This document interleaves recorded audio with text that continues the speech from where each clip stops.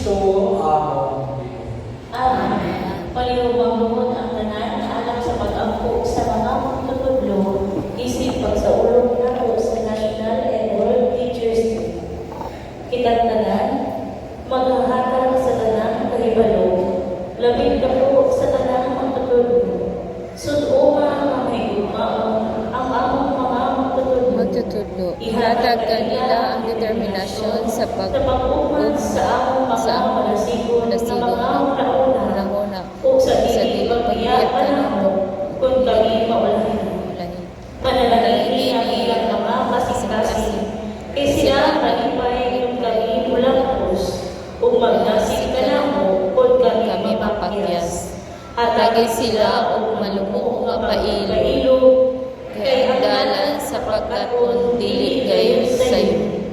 Kasi ka ang Espiritu sa pagbati siya kanina. Kini ang siga na nakapanilaan sa gugma sa pagtuon dinhi kanamo.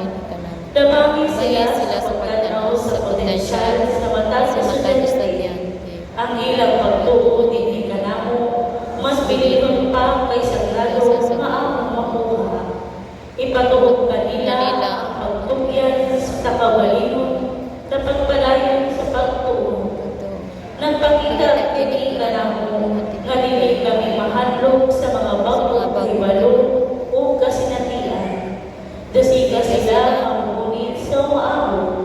Sila ang makapaimpluwensya kung unsa kadako ang damgo nga among damguon alang sa among kawalingon.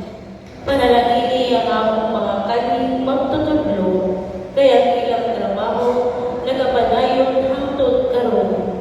Himua nga ang kahayag sa imong paligingnan, mudan-ag sa tanang mga magtutudlo, sa pagtukod uban sa ilang mga ulo, sa pag-igugma uban sa ilang una-una, sa pagpaambit uban sa ilang kasing-kasing. Amen. Palihog magingkod,